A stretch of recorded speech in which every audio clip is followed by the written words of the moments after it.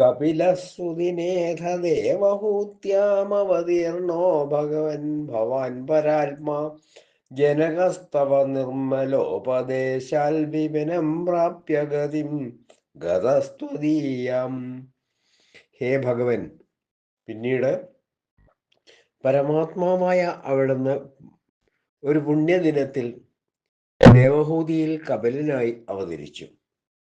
തുടർന്ന് അങ്ങയുടെ നിർമ്മലോപദേശം സ്വീകരിച്ച അച്ഛൻ കാട്ടിൽ ചെന്ന് അങ്ങയിൽ എത്തിച്ചേരുകയും ചെയ്തു. തന്തിരുവടി ജനന മരണാദികൾക്ക് അതീതനാണെന്ന് കാണിക്കാനാണ് പരമാത്മാവ് എന്നും ഭഗവാൻ എന്നും വിശേഷിപ്പിച്ചത്.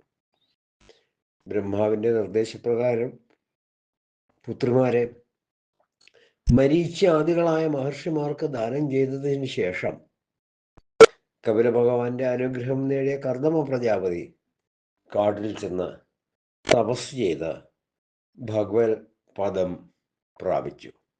സർവത്ര ഗോവിന്ദനാമ സങ്കീർത്തനം. ഗോവിന്ദ ഗോവിന്ദ.